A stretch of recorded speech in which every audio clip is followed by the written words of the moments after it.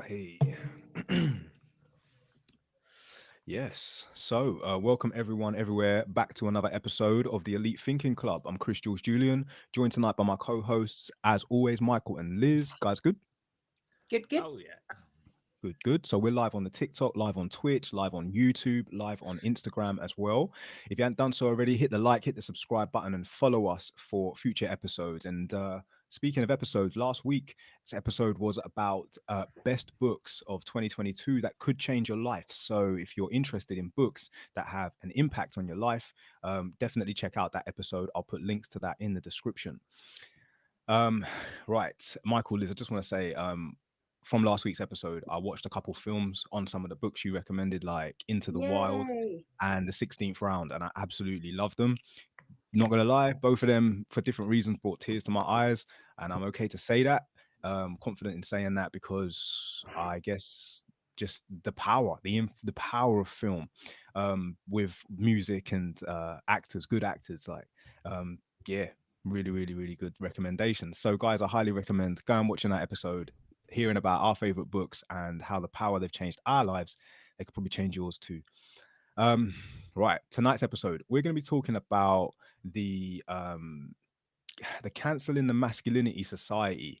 What does that even mean? Well, basically, recent times we've got a couple men who have been shut down by social media. When in actual fact, I feel like if anything, they should be highlighted as leaders because simply put, in the Western world, I feel like there's this society that's slowly crushing the masculine traits of men. We're slowly crushing what it is about us that makes us men. And I just want to talk about it tonight in tonight's episode because you can't change anything unless you're willing to explore it, and you can't um, explore it unless you're willing to understand it. Like, good debates don't get ugly. We talk about things that may make people feel vulnerable because of their beliefs held sacred. You may be challenged because of your life experiences, but we're not trying to make people wrong or to incite riot, but just simply explore. So, welcome to our Elite Thinking Club. Like I said, if you ain't done so already, hit the like, hit the subscribe button, follow us, find us on either Instagram live right now, TikTok live right now, YouTube especially, where you get to see all three of us and put our faces to our voices. Hey, good to see you. Shout outs to all the followers. We've got Megan on the lives right now, and everyone. We've got, like, welcome everyone everywhere. Kid Crystal, put it in the comments, where are you from? Let us know. And if you want to at any point in the episode, comment. We're watching them and we will get to them. So let's highlight the first thing that I want to speak about tonight. I'm going to begin with Anthony Joshua.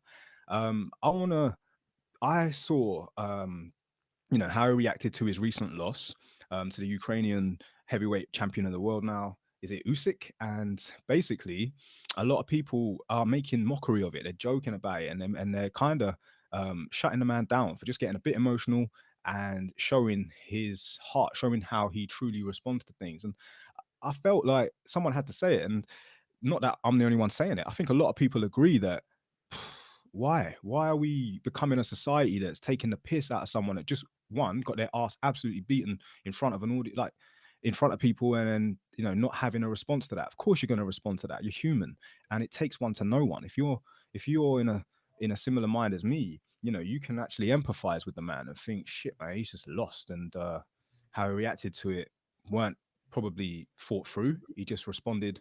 I've even watched a video of someone actually analyzing how he's going through the motions and what and why he did that. Do you know what I mean? So, and then I saw a conference afterwards where he shouldn't have even apologized. He shouldn't even had to apologize, but he apologized for his way, and he feel like he let people down and all that, and most important, he feel like he let himself down. And I just think, Anthony Joshua, you ain't got nothing to say to no one, bro. Like, you don't have to say that.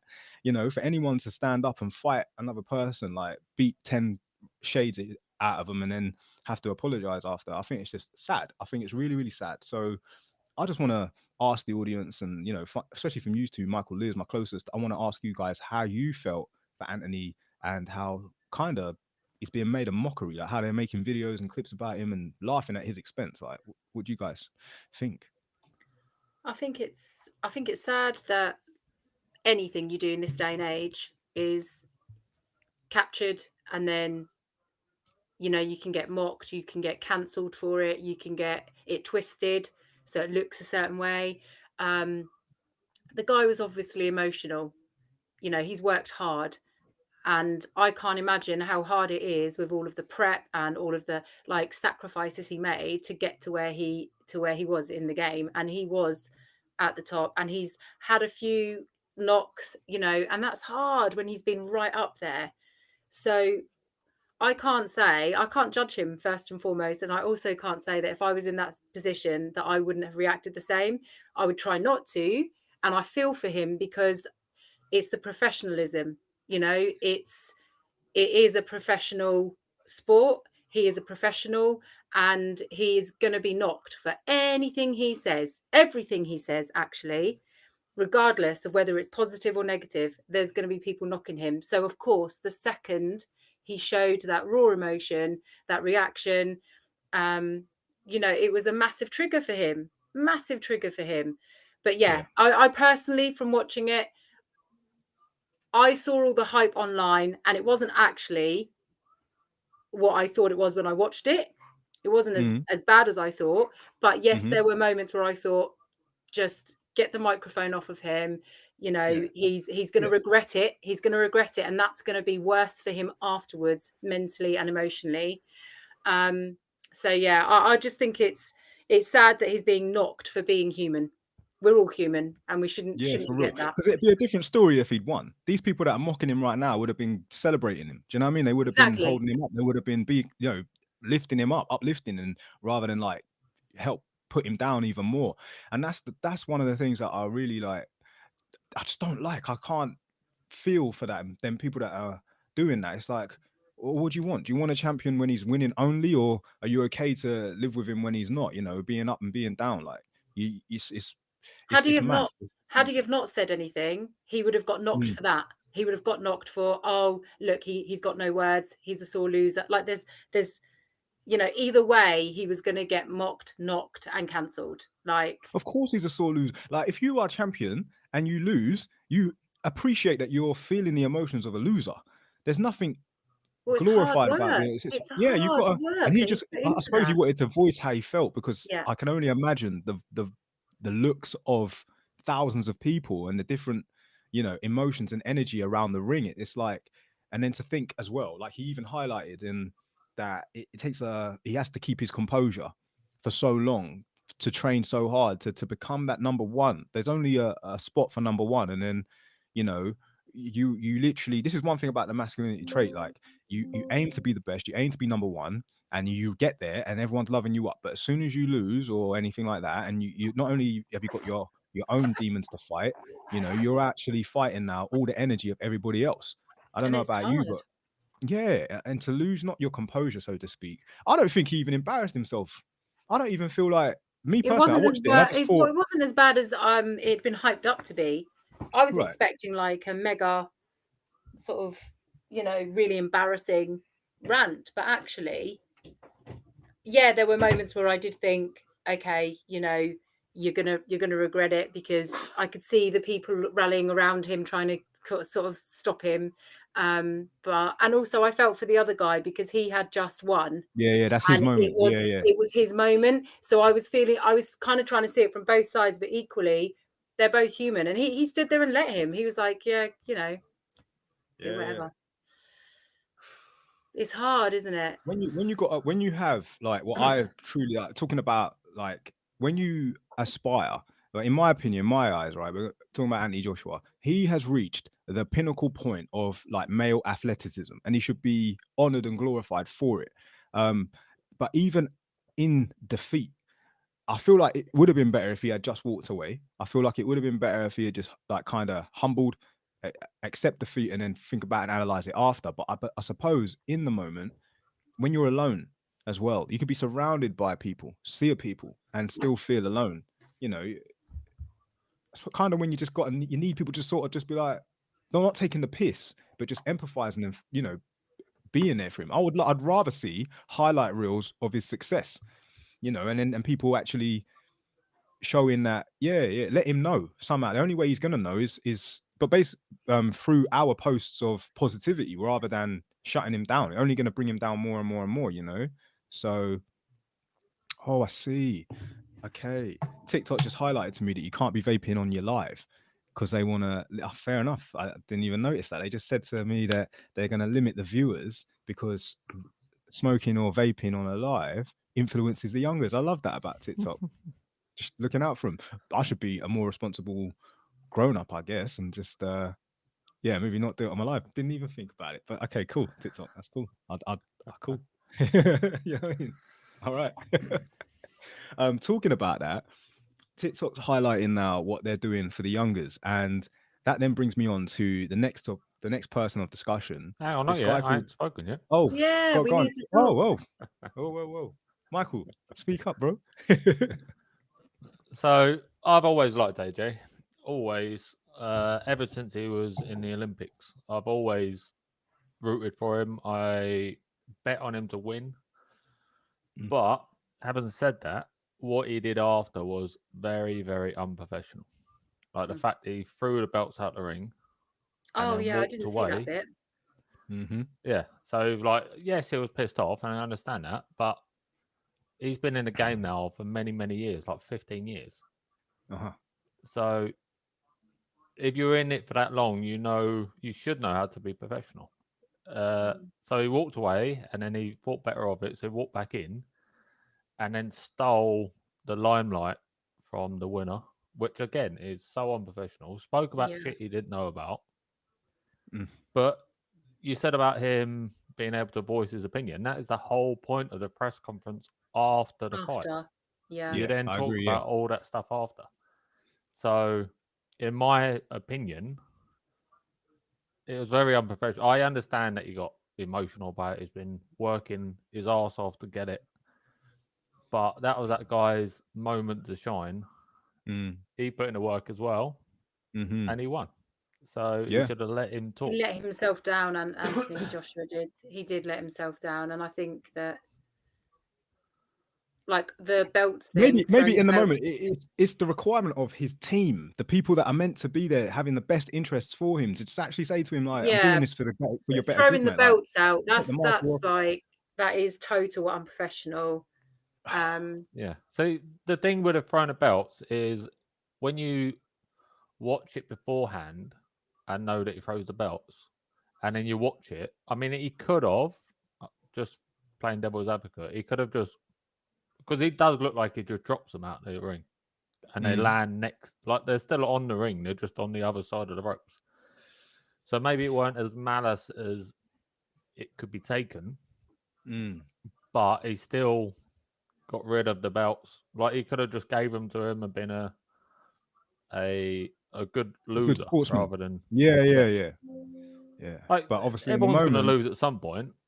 Everyone in their career is going to lose their fights. unless you're Floyd Most. Mayweather. Yeah, that's why I said most because I just remembered about him. Undefeated. Like, you know what I mean? Yeah, But well, I guess as a true champion, I suppose what it's going to test now is his character in response to his loss. How is he going to go about and conduct himself after losing? Which, in essence, is what makes you stronger. A knight in shining armor has never truly had his armor tested, if that makes sense. Do you get what I mean? How is he gonna rise now? Like, how is he gonna come up from his loss? And one of the things that definitely, especially as a man, you feel you do battle your own mind.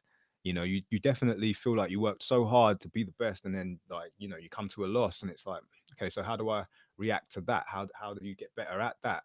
And I feel like everyone has embarrassing moments. Everyone says or does something in moments where they regret afterwards. Of course, that's human. But one thing that I'm finding is that a lot more content is being pushed to mock him, bring him down even more, like absolutely crucify him in his moment, his one moment where he's lost it, rather than acknowledge everything that he's, like you said, 15 years he's been fighting for.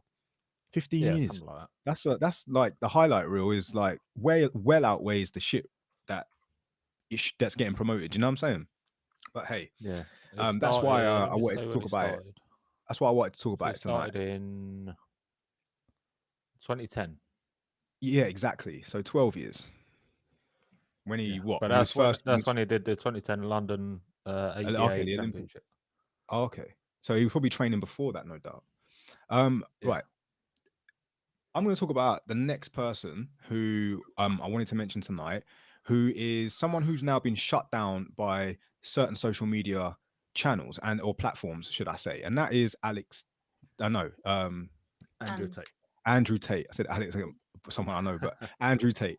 And yeah, why? Because he voices his opinion as a man. And one thing for sure is, let's get it right from the go. He is very direct in his approach. I believe his life has led him to a place where he no longer has to overthink what he says, because he's very confident in what he says. Initially, when I first heard this man speak on my social media reels, I was just going through them, started to annoy me because I felt like he's just very, very loud. He talks so loud and shuts everyone else down around him if they try and get a word in edgeways. But then after a while, some of the stuff that he was saying, like when you get past his persona, when you get past that vibrant energy that he brings, I was like agreeing with some of the stuff that he was saying, especially when he was being attacked by people who I believe are confused. One of my other favorite speakers is Jordan Peterson, because he's very calm and I collected like in his him. approach and how he responds to people attacking him. But Alex Tate isn't him.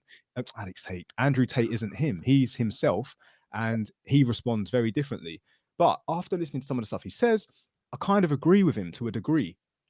I know that he has traveled like over 90 countries, and he's lived in 13 different countries, therefore bringing all these different experiences of culture. Then when he's now in the Western world, and that's the main people that attack him, really, the society of Western culture, he's very like, but you don't know any other culture.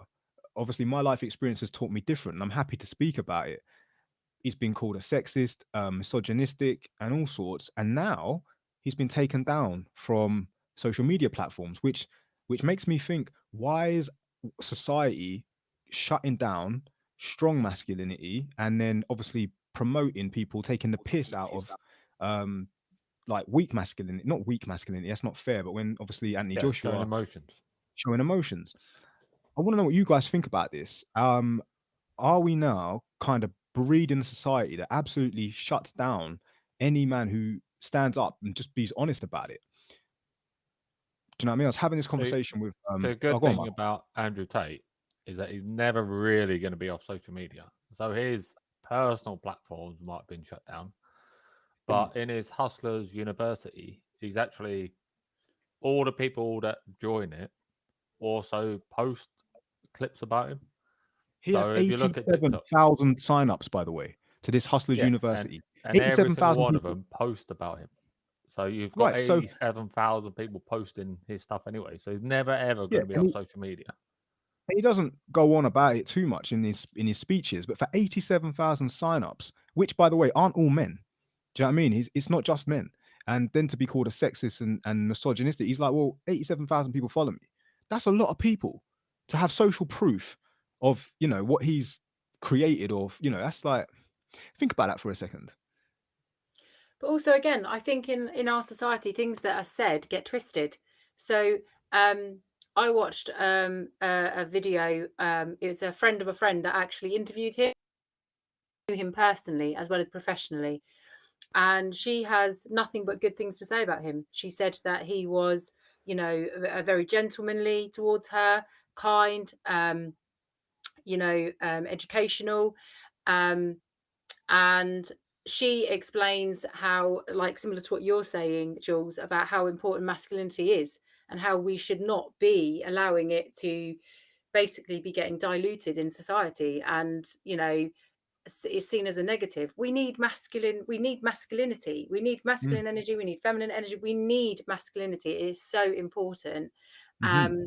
And it's almost like we're allowing it to creep in where men don't have a voice. Men aren't allowed to say or give an opinion because they're being chauvinistic, misogynistic, like whatever it is. And it's, as a female, I personally want masculinity around me and in my life. It's important.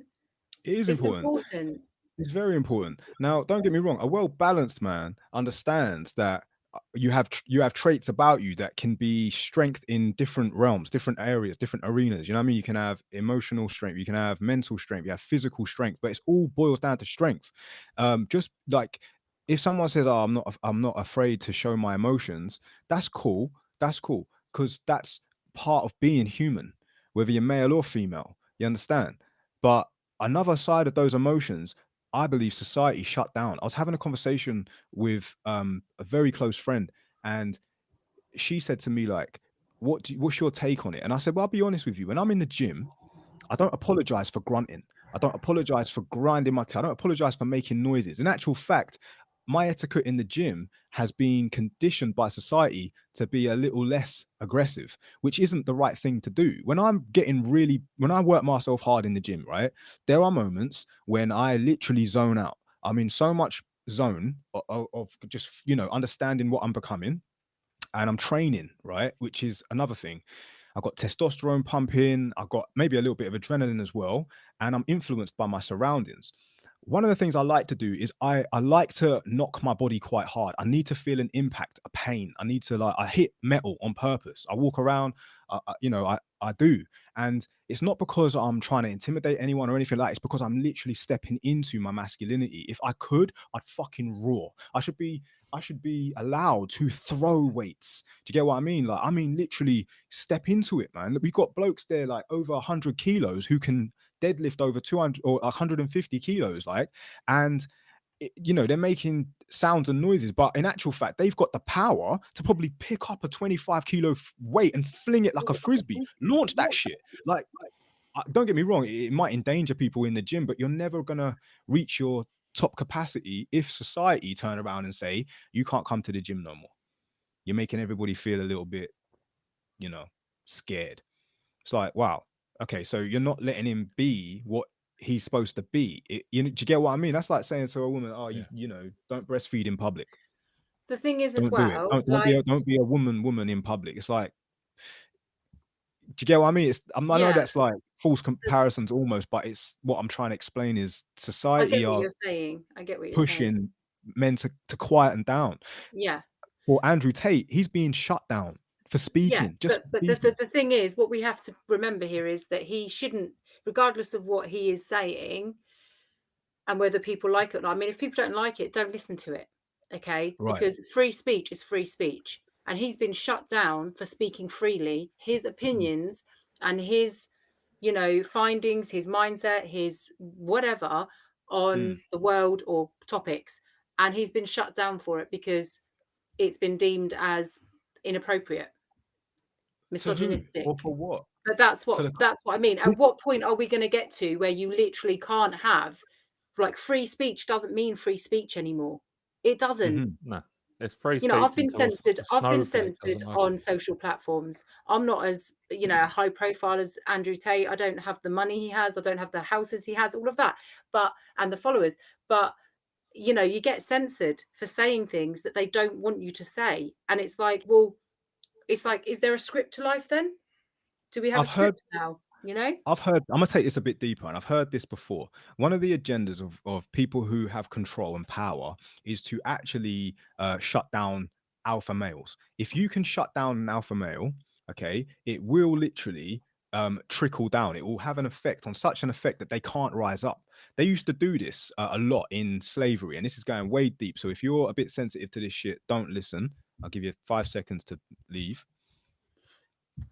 But if you're willing to stay. So one of the things that they used to do in slavery, and this isn't just like, I don't people want to think slavery is just white people when they had black people. This was happening throughout the ages, mate. They would literally break the buck. Yeah, they would call it breaking the buck. So the most alpha man in the tribe would be literally humiliated in front of everybody, because they'd break the buck to the point where everyone thought that's our strongest man, and he's now been completely demasculated. And I don't want you to, I'm not going to go into greater detail of it, or but I'm just letting that happens. Now, in a society where we're now protected a little bit, we're a bit more civilized, they have different tactics of doing this. It wouldn't surprise me if, Andrew Tate's the first for it to happen, but it always happens. You know what I mean? They are literally trying to shut down, like, even to the point where it's so well organized that they break households on purpose so that men can't be alpha in their own household, to the point where the society has conditioned us to think that we don't even want to create households anymore, simply because it's so favored against us. It's so, why would I do that?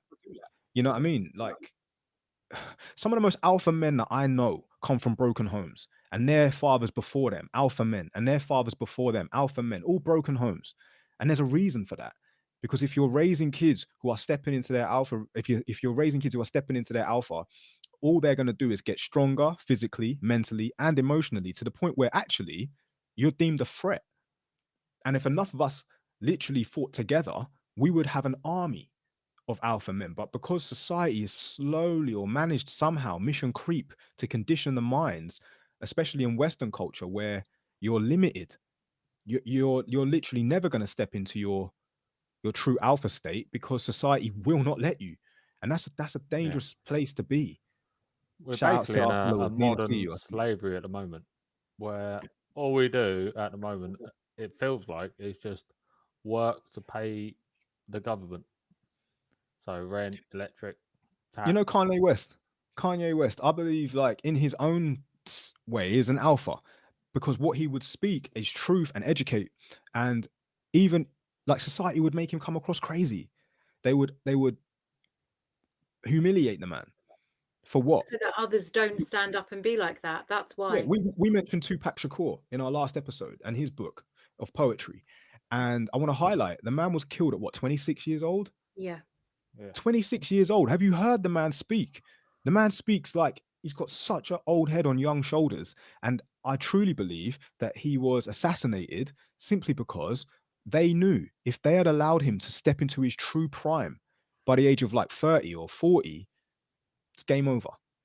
It's game over for them, because he was actually saying, like, publicly to younger generations, stop killing each other, yeah, and fight your enemy, your true enemy. Who's your true enemy? Really think about it. The ones who's coming in and breaking your homes up, the ones that's coming in and in a weird way conditioning you to not be your true self. And at 26 years old, so the man's assassinated. That's what I believe, he's assassinated.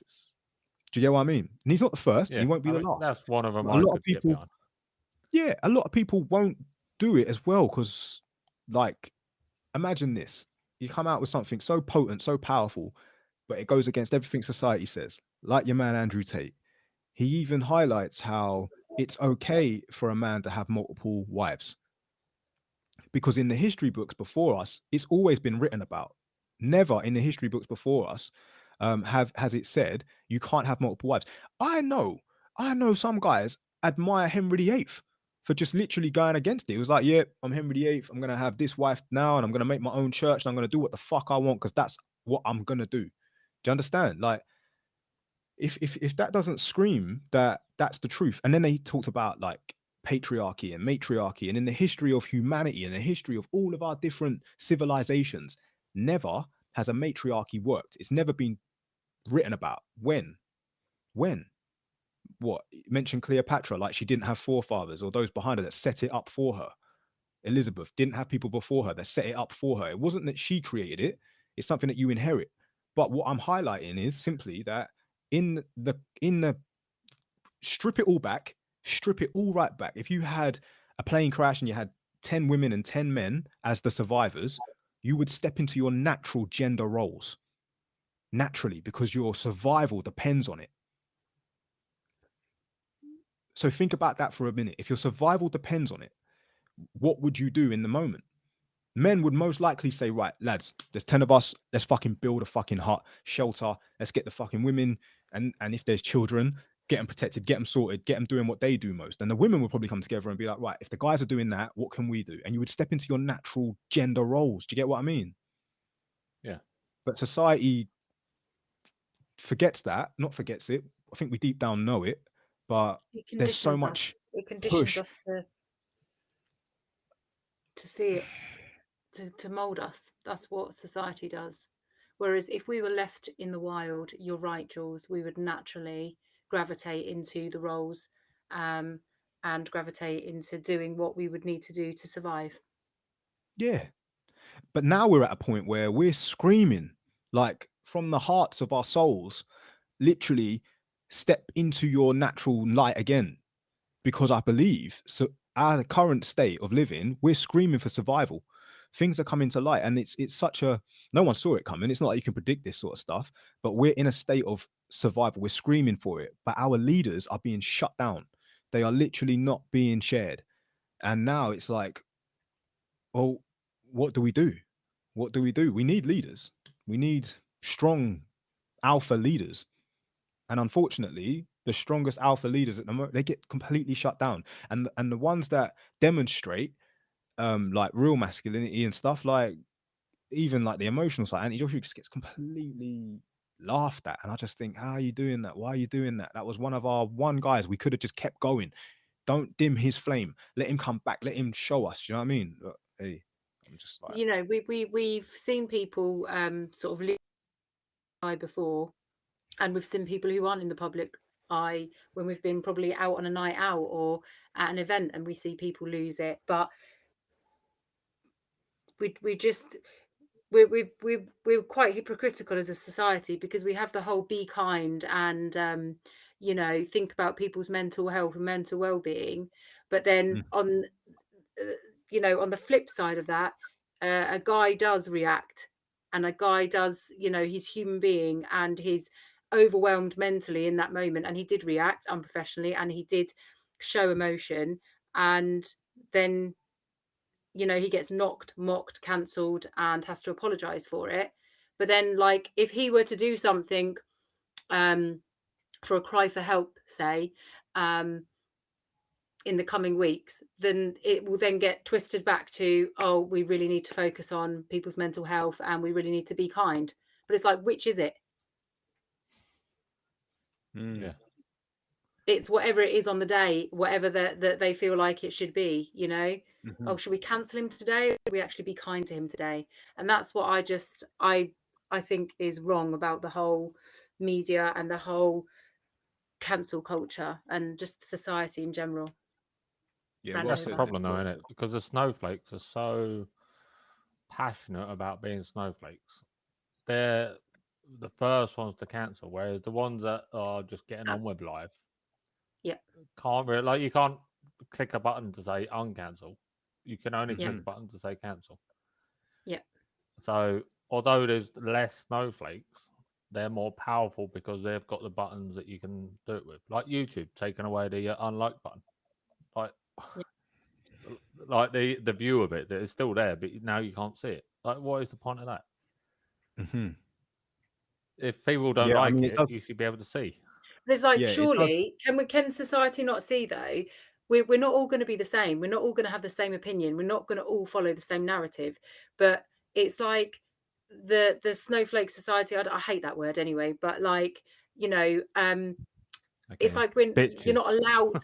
You've got to go along. You've got to go along with. How boring would we be as a society if we all thought the same, did the same, spoke the same? Like, there should be debate. There should be open debate, healthy open debate. Like when we discuss, and you know what Jules has created here.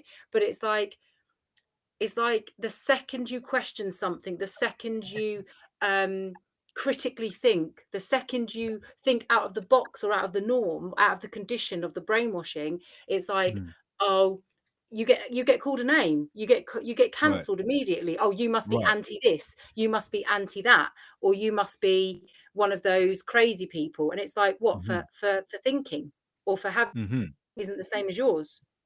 So, like, to be a well-rounded male, I definitely place myself high. I definitely say to myself, when I look in the mirror, I'm proud of myself. I've achieved this. I'm doing that. Like, I'm self-sufficient. I actually don't need a woman for anything other than pleasure, and maybe someone to not co-live with, so to speak, but just to have a companion, like people I can trust. And one of the things that gets me the most is, this is the God's honest truth. When I was in Afghanistan and I saw how those men were conducting themselves, they would just work at their own pace, and they'd have like 3, 4 wives in different households with a whole bunch of kids, and they just held it down. They just held it down. Got to walk around with their AK-47s and just, you know, they were fine. They were cool. So it isn't that they can't handle it, and it isn't that, you know, they were confused in their genders. It isn't that their wives were all fighting and bitching. It weren't like that. They weren't like that. They were just so well, the harmony there was insane. There was moments when I was there that I actually found peace at war. Like I thought, this is cool. This is fine. This is absolutely fine. That's Come their back to the culture, isn't Western it? world. Yeah, come back to the Western world, and there is this like high demand of what you're supposed to be as a man that goes against everything that you kind of are as a man. Like, I'd like 3 wives. Of course I would. If I could have 3 wives, that's cool. If they all got along, that's cool. And that's being honest. But society, especially due to the conditioning of media and the culture and all that, it's like, nah, there's this way you do it, and you got to do this, you got to do that, and got to do that. And that's probably why I've never really held a relationship longer than a year.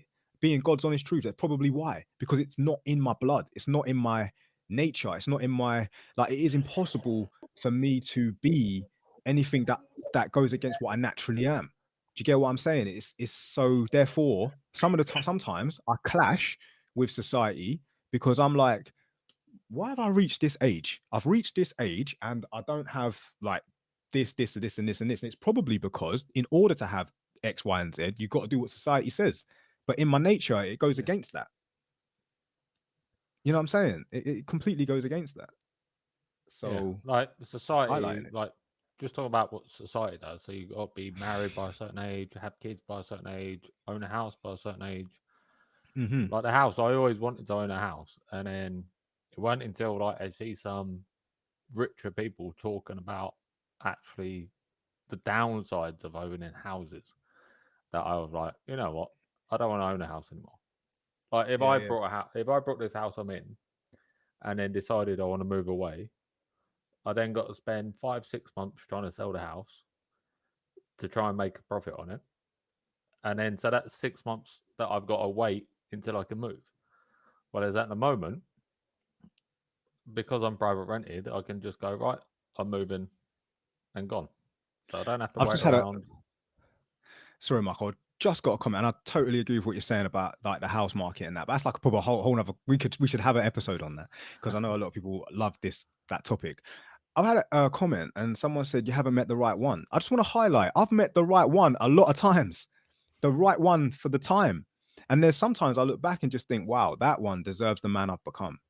Because at the time I was just young. Men don't even come into their full capacity to think logically properly until they reach the age of 30 anyway. And they never come into their real prime until they reach the age of 40. And I've always said this, and I still say it to this day. I believe that young women should date elder men, and I think elder men should date younger women. Obviously, within like a fair realm of like, don't make it absolute savage. You don't want pedos, but I'm saying what I'm saying because at a younger age, women have got this mind that actually needs an older.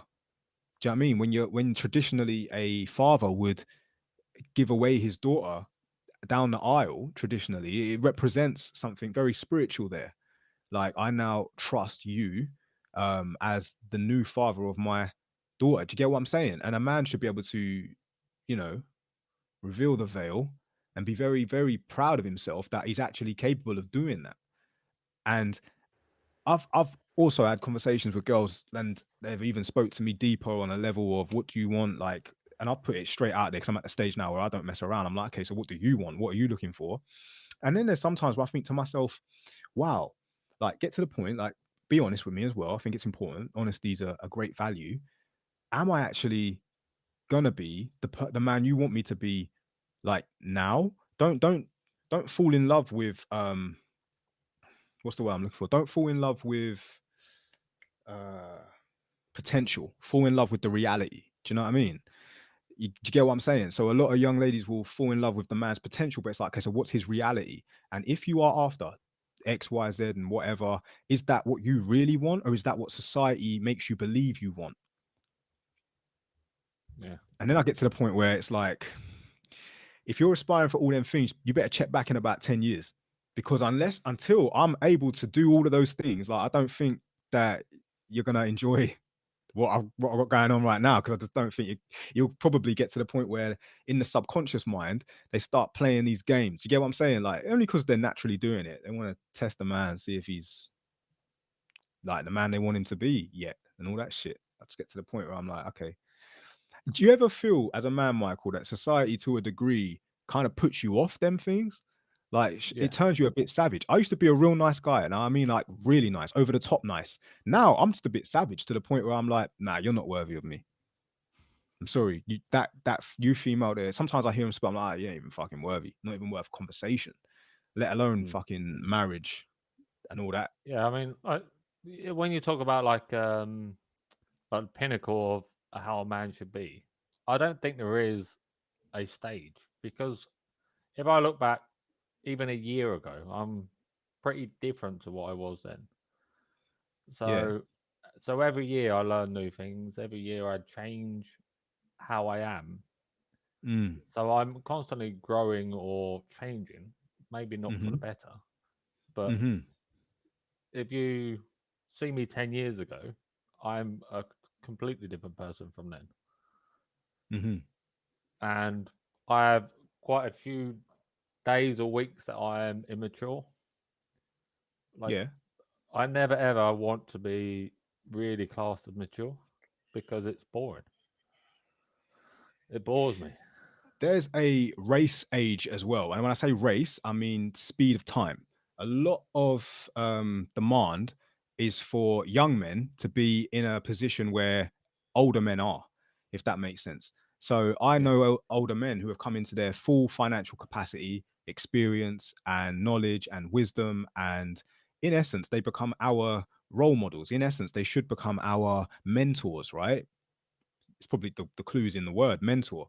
And what a younger generation or what your younger women are expecting is for a younger man to be that early on. And you just highlighted there that you are changing every single year, and I totally understand it. Like I'm actually quite young, to be honest. I'm 33 years old, but just look at me. Like I'm still very, very young and very, very capable and able to still be what I'm gonna be. I can't wait. Do you know what I mean? I'm actually smashing it, bro. Like I'll be honest, I'm not trapped, I'm not tied down, I'm self-sufficient. Like I'm doing all right, and I still class myself that high. But what I can't do is allow for my momentum to stop. What I've seen in like peers is that wow, like you're my age, but you're already cancelled your life, and it ain't through no fault. Don't get me wrong, it's just default from society's condition. They made you get a woman, get married, have kids, and now you're doing that thing that some people do. Where I'm even from a generation where a lot of us are single and we're very happy to be, because I believe in our deep down innerness. Don't believe in age, believe in stage. Older generations done things a lot quicker because they might not have lived as long, whereas we're going to live for a long time.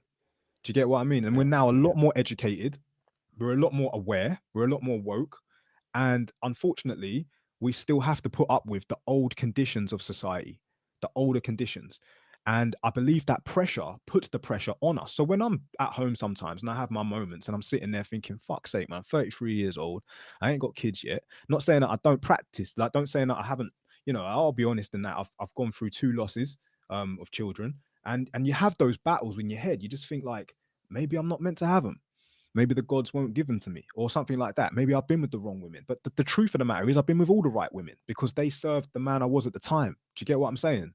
But Yeah. society will flip it and be like, yeah, you're 33 years old, time's ticking. When you gonna settle down? When you gonna commit? When you gonna do all these things? And I'm just like, fuck, man, I'm 33 years old. Like, get off my fucking back. I'm not your generation. Like, I'm not from your generation. I don't have to do those things, and I don't have a ticking time bomb. That's another thing I've heard before from honest women who have said to me, we're the same age, but I won't be like I am now. I'm in about 5 years' time. I'm gonna want kids before that. So I question myself and think, well, maybe like, you need to aspire to have an older man that's ready. And maybe I should just keep doing what I'm doing, stay on my grind, get to where I want to be, so that when I'm there, I can maybe get a girl that's, I don't know, 10 years younger. Why not? Because she's going to be at the mental stage that I'm at, and then I'll actually be able to do what I want to do, in essence. Do you get what I'm saying? Yeah. Yeah. I get you. It's definitely that, like you said, age, not stage. No, Mm. stage, not age. Yeah, it Here's a definitely shout is out to that, all the. because you get, like, most people, most things now is like, if you haven't got a wife and kids by 30, you're not doing it right. Yeah, I want to ask girls a serious question. If you ever met a man who's like, say, my age, 33 years old, and don't use me as the example, but I'm just gonna have to, use myself as a reference. 33 years old, lives on his own, is healthy, goes to the gym, has got a job, like doing, yeah, he's got all the ticks, all the flipping boxes. But what I want to ask you is, would you ever question why hasn't he settled down yet? Why hasn't he done all those things? Would it not make you think, like, is there something wrong with him? And that's a question I'm putting out there. And I don't mind the comments. Be honest, it's fine. We're exploring here. Because one of the things that I do consider now, especially, is when, like, say, because I'm not into the whole dating apps and all of that. I just want genuine connection. It's like, if I meet a girl my age and she understands the value, she's like, okay, cool, I'm not letting this one go. And I think in my head, like, honestly, I think in my head, is she trying to trap me? I know that sounds, because it's a selfish thing, ain't it? It's like, what would I allow myself to put myself in that position? What am I doing? Do you get what I mean? And I'm very, very lucky. I'm very, very fortunate that now I'm strong enough to actually just look them dead in the eye and say, when I need my space, give me space. I've got goals to achieve, and I'm not going to allow anything to get in my way. Once I achieve my goals, I'll then consider your needs in a selfish kind of way. Do you get what I mean? Because I believe Yeah. women are hunting for men, but for their own needs. Does that, you get what I'm saying?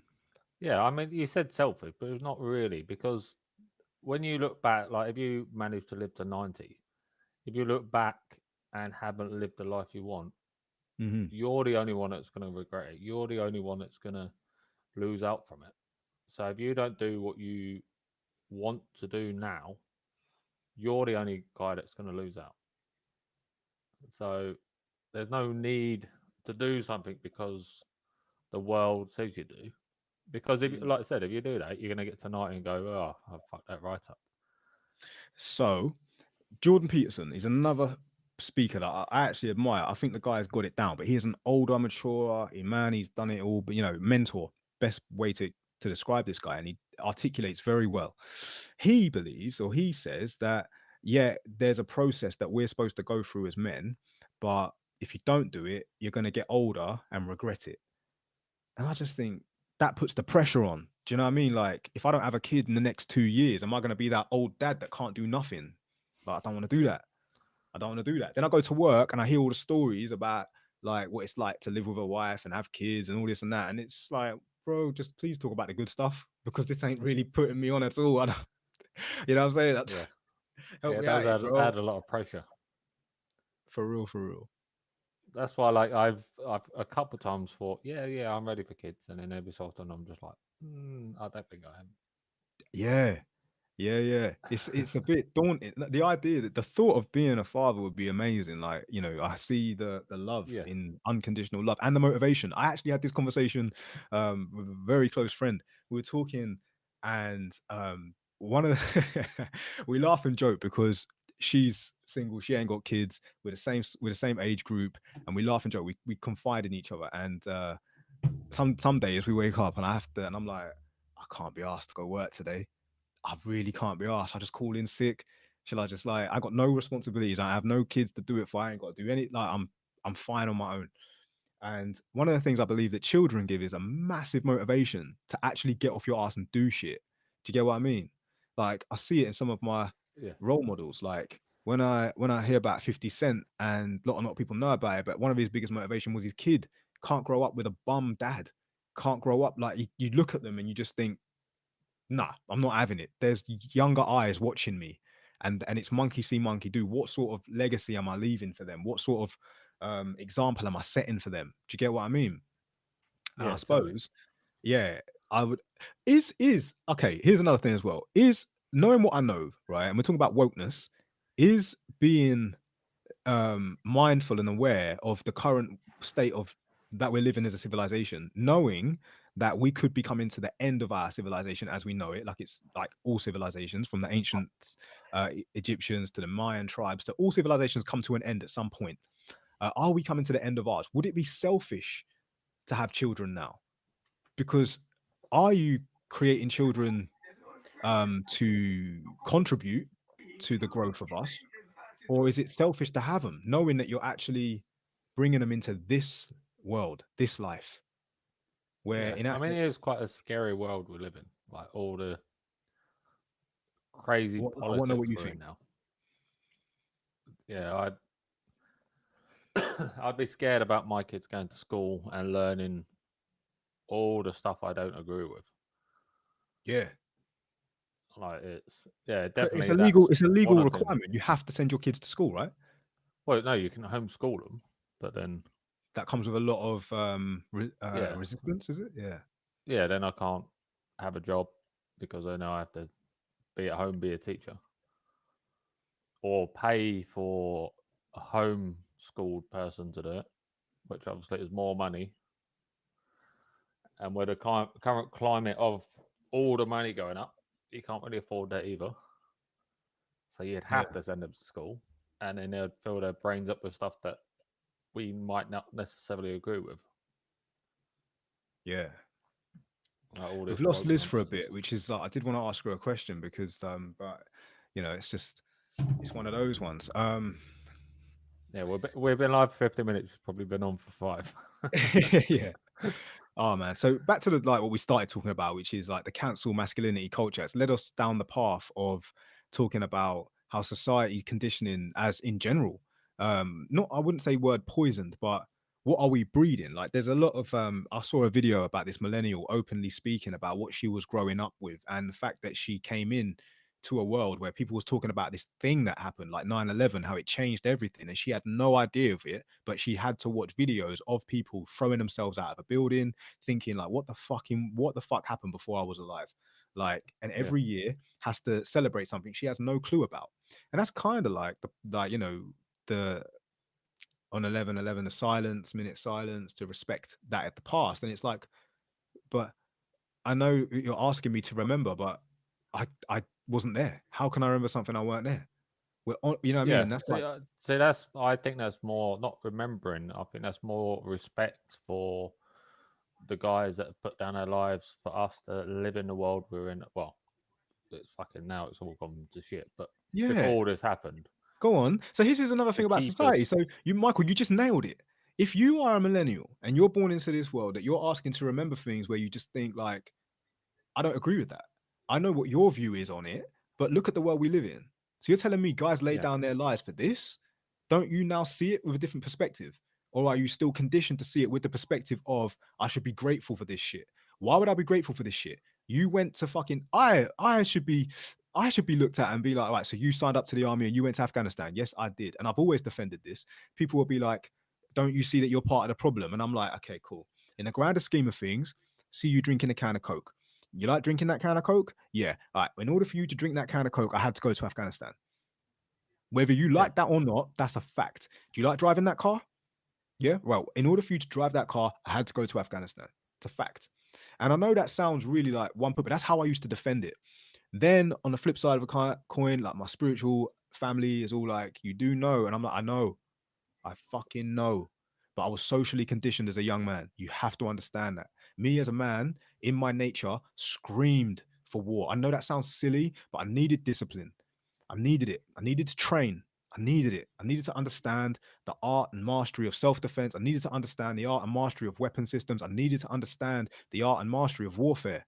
It's in my nature. I needed to do that. So I did it.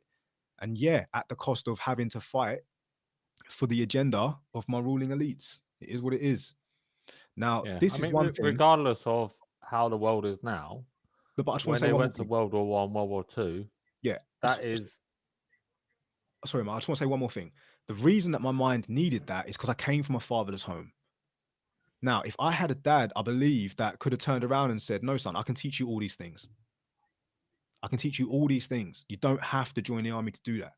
But the way that I was talking about it earlier was when the system conditions marriages to break up, when there is no real leadership in the household, when there is no real harmony in the household, where there is positive, like if you will, step into your gender role within the household, like there used to be, maybe the choices would have been different. Maybe. Yeah. I mean, I grew up with a father figure, but I joined the army because of my dad, because he was a para, and I always wanted to join the army. kind of wish I'd done it sooner, because when I joined at like 26 or 27. Yeah. So every single injury I got just lingered. Like when I was like 17, 18, if I got injured, I would have been like straight back up. But because my body was so gone by then, it just, I just got bad injuries and they stayed. So I kind of wish I joined earlier, but then my life would have been completely different. Yeah. I can't wait And to have a son. Like, it was only because I argued with my wife at the time because Mm, I was looking for a job. Because when we first got together, I said about joining the army, and she mm, said no. And it was only because like I was going to join the police, and yeah. then she was like, "Oh, what are you going to do with your life?" And I just flew her out there and went, "Oh, I'll join the army." She was like, "Well, go on then." So I did. I know in myself, like I cannot wait to have a son because I'd see it as a project. I'd be like, right, there's a little version of me, and I'm gonna be what I needed when I was his age throughout every single stage. And maybe that's part of the journey. Maybe that's why I have to endure what I endure, so that when that time comes, then I will be good enough to bring a person into this world conditioned by me, hopefully not by this world. Because one thing that about a lot of young men is that they don't have that father, and it's very hard, especially when, like, I talk about this most time, rites of passage. There's so many different stages that you go through where the influence of even just a deeper voice of authority can create the mind of respect. And it isn't Yeah. fear. It's not fear. It's more like admiration. Respect comes from admiration. When you have the confidence as a man to step in and actually use your natural gender role to assert what is needed in a household, it's nurturing in a weird way. It's knowing the protection is there. It's knowing. Do you know what I mean? It's something like that. Me and my dad, we've rebuilt the bridge. Like, we're cool now. But it was one of them ones. And I'm not the only one. I know I'll probably speak for most young men out there who never had that father influence. You seek it deep down inside you. You really, really do. Now, the mothers, big ups to yourselves. Like, I know some of you are trying to fulfill both roles, which is in a weird way such a hard thing to do. I even when my mother was raising me, there was only so much she could do. She couldn't really rein me back in. I deserved my ass to get beaten when I was younger, but there weren't anyone there to do it. And I know my mama couldn't do it because I overpowered her. I'm stronger than her. Do you get what I mean? And I've said this in the past before, like, and I don't know how people are going to take it, but I suppose I will always say it: punch your kids in the face before someone else does. I don't care about society's view on beating your children. I'm not talking about absolutely abusing your children. I'm not talking about that. What I'm talking about is punch your kid in the face before someone else does. Because I've not had confrontations with misdirected youth, but sometimes I've seen someone. I just think, if only you had a quick punch to the face, kid, Yeah. you'd Yeah. soon humble yourself. You got a loud mouth with nothing to back it. And if your dad don't do it, I fucking will. Just because, not that I'm looking to punch kids in the face. I'm just trying to highlight. I think you get what I'm saying when I said that. Yeah, Do you I get get what what you're saying. Like I get, like where I work, I get kids all the time in. Just if they had a stronger father figure, I don't think they'd act like they do. Yeah. Like up until the age of about 15, I was probably ruled by fear, because if I did anything wrong, I'd get a slap. And then about the time, because he normally used to slap my hand, and then about the time it stopped hurting, luckily I'd learnt respect for him. So then Yeah. anything I did further on from that, I didn't want to lose his respect. So I was always striving to get his respect. You know how some men have been raised by really good women, like a real kind, caring mother. To seek that in another woman is what you're conditioned to do. That's what you would seek in another woman. And I suppose the only way to make a man is to break a man. I don't know how else to explain this, but we spoke about Tupac Shakur, right, in the past. He was such a sweet young boy at 16, so sweet. You could see it in his eyes. His eyes were wide, and he was just smiling all the time, and he was treating them right. And then you see him at like 25, 26 toward the end, and he was absolute savage. He was like, yeah, fuck bitches. Bitches ain't shit. Some woman somewhere absolutely broke him, and he turned into that guy. And I won't I lie, think I think up to about 16, because his mum didn't mind giving him a slap, mm, and then once he got out of that, then his mum weren't there to like give him a hiding. hmm yeah, well, in order to make a man, you have to break a man. Everybody knows the saying. There's no better life lessons than empty pockets, empty bellies, and a sleepless night. You'll wake up or you'll just be so motivated to do the things you need to do. But one of the things that definitely, I hate to say it, but makes a man is heartache, heartbreak. Like if a woman destroys you, yeah, it is destroyed. It's soul destroyed. It's horrible because everything you believed in a woman, especially being raised by your mother, comes to a crashing confusion. Do you know what I mean? But then you get to the point where you realize, okay, so they're out for themselves. They're not seeking a boy, they're seeking a man. And it's that pinnacle shift that gives us the motivation to become men. You have to break a man to make a man at the right time. However, if you had an older man tell you the truth, and this is what brings me back to Andrew Tate, if he tells you straight, if a mentor tells you straight, bro, you are a man and you're supposed to do XYZ, and this is the situation, maybe you'll take it on board and you won't allow yourself to put yourself in such a vulnerable position to be broken like that. It's such a hard thing to show. Like, do you get what I mean? Yeah. Works both ways as well. I know you're saying what you said about a woman breaking a man's heart. I think it works both ways. So would you be inspired, Liz, to seek a man that your dad was? I heard that saying before, actually. I heard the saying that most women will always seek in her partner the traits of her father. Mm. So in order to have, Yeah, we don't like I said always about, again, like actually end up with that partner, but yeah. the broken household thing, like if your dad ain't around, I mean, how do you view men Yeah. in your right? So imagine now that you had a father who was physically strong, had a deep voice, he was very masculine, and he'd done what in his natural gender role would do. I suppose you would seek that in other men, right? Because that's what you would know. Yeah. I mean, But I had if you had a good role model in my father, but I didn't live with my father. He lived in a different country to me, so it's very hard. But he was still a role model in my life, and I did get to right, spend time with him. So it was separate households. So yeah, I get what you're saying. But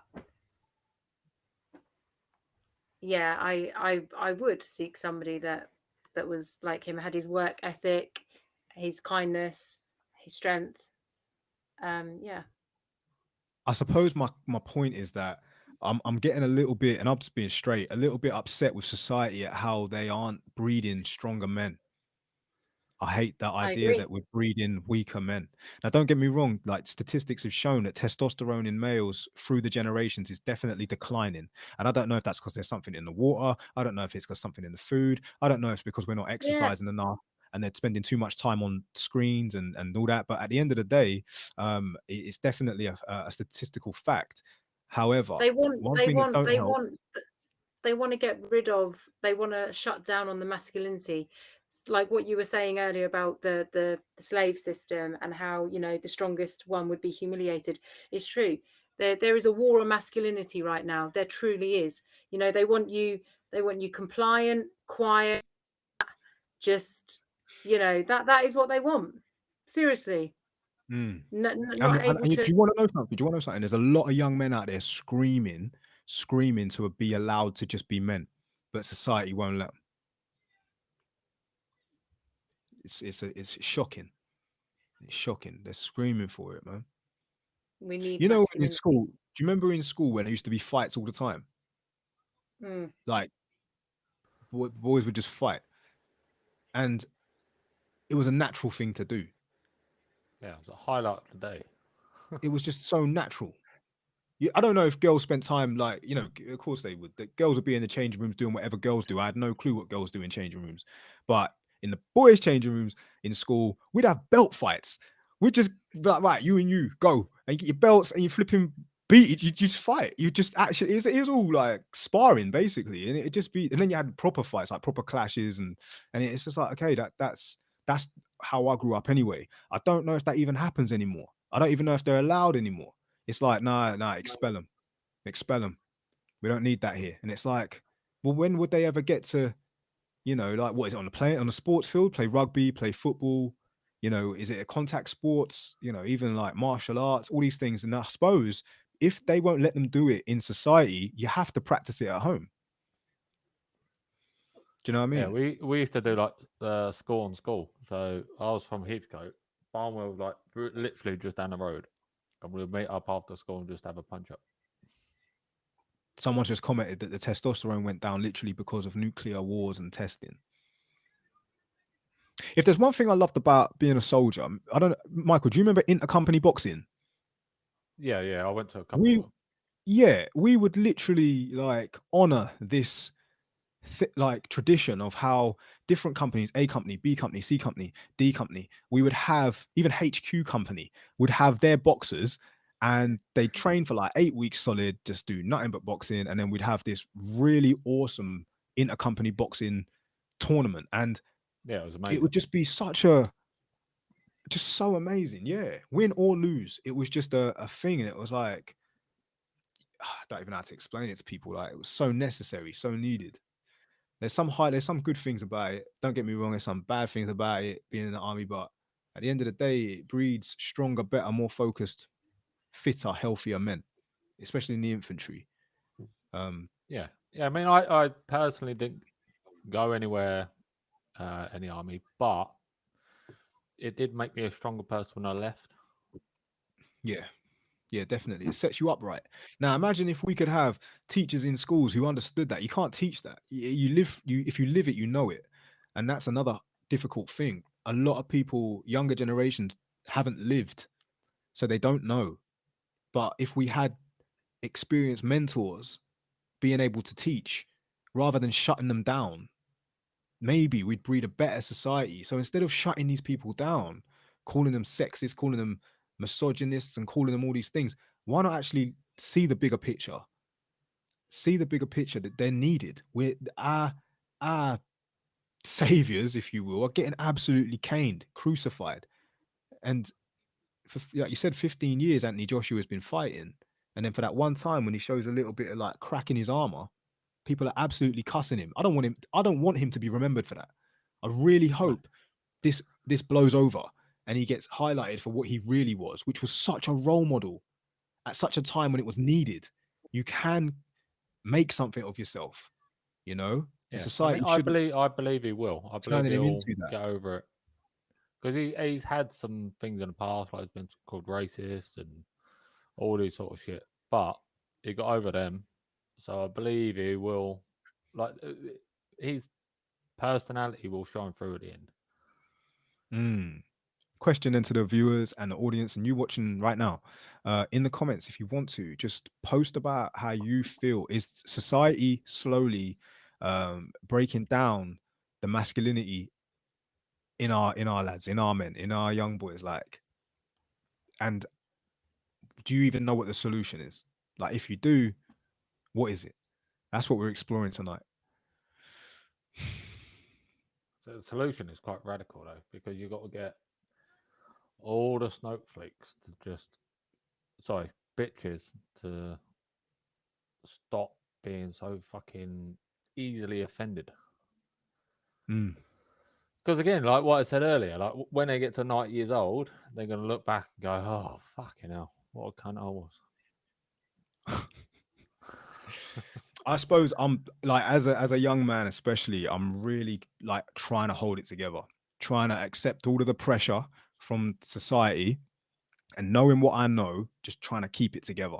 Like, I have to be strong. I have to be mentally and physically and emotionally strong. Like, I can't allow myself to slip. I have goals, and those goals don't require anybody else but me. Like, I said this once before, because at the moment there's two types. This is what I used to think, and I still kind of agree to a degree. There's two types of women. There's those that wait at the finish line, and there's those that run the marathon with you. Now, I don't care which one you are, either or, it doesn't matter. At the end of the day, I still got to run. Like, I still have to do it. I think it's very motivating to not actually achieve what you want to achieve so easily. The instant gratification and all that stuff, it shouldn't be a thing. We should be highlighting that you can't get the outcome without doing the hard work. And sometimes the hard work requires an ass beating. Sometimes the hard work requires you not to have the success. And that's the only way we're going to breed stronger, better men. You know the classic saying, like, hard times create hard people. Hard people create good times. Good times create weak people, and weak people create hard times. It's a cycle, right? In the current climate that we're living in, things are easily accessible. It's not difficult to go out and win, because you can win. It's just actually building strength in all arenas and all areas of being a man, where you deserve the win, not just given the Yeah. win. Do you get what I mean? Like a society that turns around and says, it's okay, you took part, here's a medal. The winners got the same medal. And I'm looking thinking, why did I even try? Why did I work so hard if I didn't have to and still got a medal? Do you get what I mean? Yeah, you can just do mediocre shit and just get the same as what the winners do. So you could just half-ass it and then still get the end. Mm. Yeah, it's not right. It's not right. You never know how strong you are till you're forced to be strong. And right now, I feel like we live in a society that doesn't allow men to get their ass kicked and come through and be strong. In actual fact, it's the opposite. They're getting congratulated for, nah, they're not. 1 minute you want to, 1 minute they want you to be like sensitive and understanding and empathetic, and then the next it's like, all right, cool. If you accept me for that, you got to accept me for the other side as well. And that's when, like I said, when I'm in the gym, fucking hell, I don't give a shit if you're getting intimidated by me grunting and throwing things around, throwing myself around. And if I'm walking into the metal bars and if I'm throwing, I mean, that's what I'm there to do. Let me express it. You can't just, you got to take both sides. You can't be just as and when you highlight or choose. You get what I mean? But who's really pushing that agenda? Who We need more indeed? strong men than we do weak men. We need more strong men than we do weak men. Like, Masculinity, because if they just keep knocking out the masculinity out of society and out of men, then there'll be no one to stand up. There'll be no one wanting to stand up. Everyone will just be quiet and compliant, and that's not going to. like I highlighted earlier, like in a ruling elite society, especially the Western culture, because it's not like this globally. I mentioned when I was in Afghanistan and there was men there with like 3 wives carrying AK-47s and still had order. If there was an army of alpha men marching to the gates of Parliament or marching to wherever and saying, "No, we're not fucking having it," and standing strong, united, it causes a problem, doesn't it, for them? Not for us, but for them. And a lot of, there's a culture there where people want a screaming for equality. And I don't want to call out certain groups because it's not right. It's not fair. But if you strip it right back, and I said this before, strip it right back. If there's a plane crash and there's 10 men that survive and 10 women that survive, for survival, you would naturally step into your gender role and you would start doing what you're supposed to do and built to do. Do you get what I mean?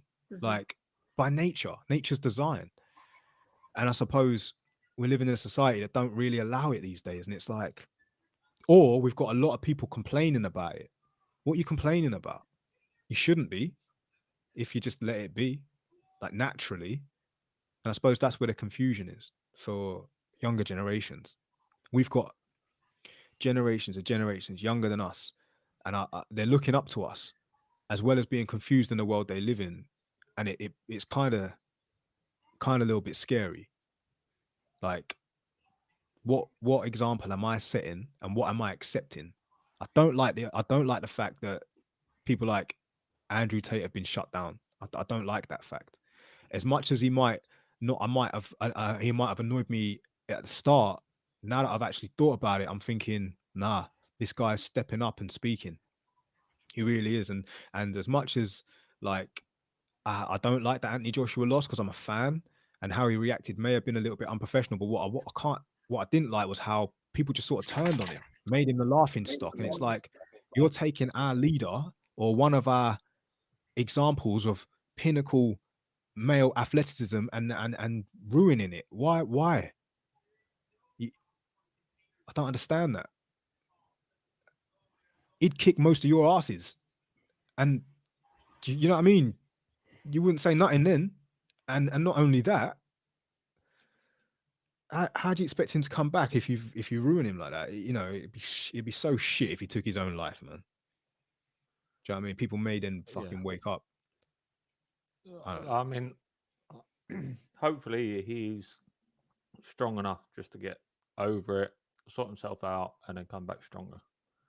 Yeah, that's a champion right there. Ooh, okay. Bit of a. It's one of those episodes. Would love to know what you think about it. Comment it. Let us know. Even DM. Let us know. Really, really appreciate it. Michael, Liz, I think I'm going to wrap it up because we could go on about it till the cows come home. But you know, we're just exploring it and whatnot. Is there anything else that you want to add to tonight's episode? No, just thank you for everyone that's watching. Remember, our Discord is there if you want to speak to us directly or in the group. And remember that we need masculinity, and free speech should be free speech. Yeah, exactly that. I'm gonna end the episode. Appreciate you guys for watching again. Like, without you guys, you know, it'd just be three of us talking to each other. So thank you for sitting in and just having a view on it and putting it in the comments. We really, really do admire that. Shout outs to everyone on the TikTok, the Instagram, the Discord, and the YouTube. Thank you guys. Like, hit the subscribe, follow for more. If you want to watch more, if you're not, you know, completely finished yet, head over to the YouTube. Watch some of the previous episodes. Last episode was about books. The episode before that was about what is it? Modern affairs, things that are happening right now. But yeah, we really, really appreciate you guys. So Michael, Liz, again, thank you for being on the show. I really love you guys. Without you, I'd just be on my own talking, wouldn't I? So yeah, we are the Elite Thinking Club. So everyone everywhere, peace and love.